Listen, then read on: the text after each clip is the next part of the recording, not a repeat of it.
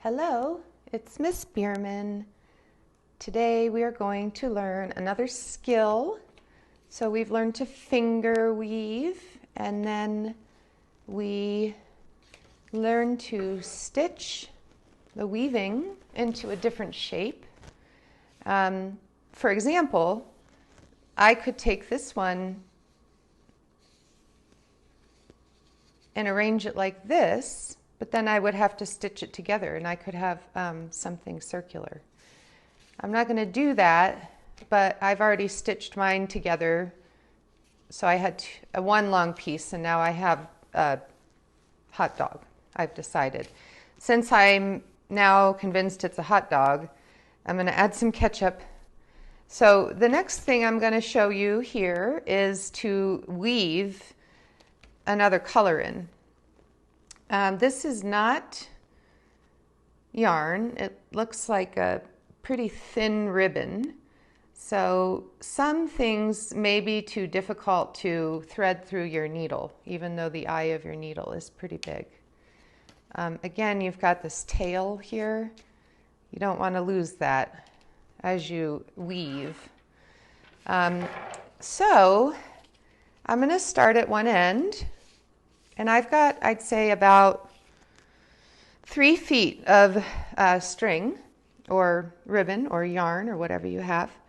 And I'm going to weave it in somewhere here at the end, and maybe just go through a couple of loops. And then as you pull this through, I have to get that one gently through. As you pull it through, notice your tail. There it comes, tail came out, and you don't want to keep pulling this and lose your tail. So be careful of that. Now I'm going to just pull this ribbon all the way up to here, and I'm going to tie it on so it doesn't come off. So I tie a knot. I'm going to tie another knot. I'm going to tuck this piece in here. There. So now it's on the bottom. Okay, so now I've got this to weave with, and it's anchored here. So now it's over under, and you have to select your loop. So I'm going to go over one loop, under another, over one, under another, over one. So what you can see here, I've gone over, under, over, under. So there's over, under's going to be that space there. There's over, under's that space, and here I'm coming under. So now I'm going to gently pull this through.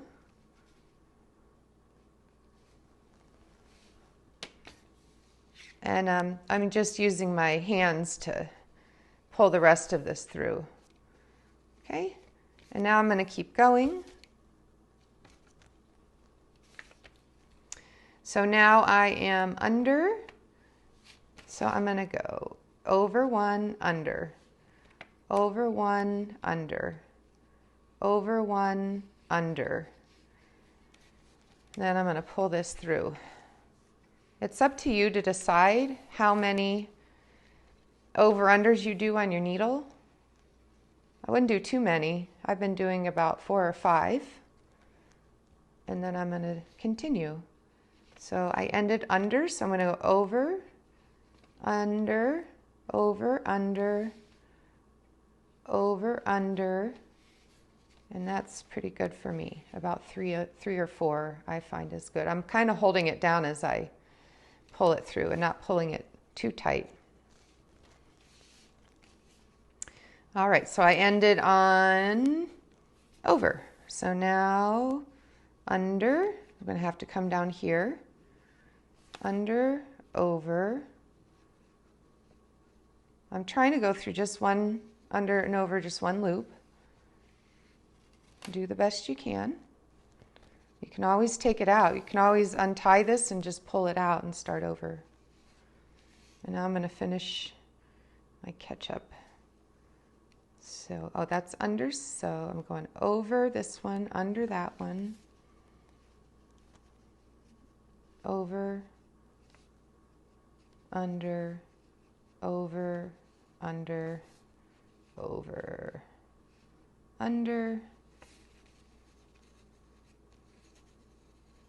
Oh, my needle's getting caught on these loops down here. Okay, so now I'm going to gently pull that through. And at this point, I'm pretty close to where I could tie it to this if I so like. So I've got a few more stitches, a few more, it's like a stitch. Weaving and sewing are very, very similar. Okay, now I have a couple options. I could tie this onto here. Probably what I'm going to do is just turn around my weaving and go back this way because I like lots of catch-up. So yeah, I'm not going to do that now. So, but you can see how you can weave things in. You can weave things in going this way as well. All right, now you give it a try. Be patient. You can do it. Bye.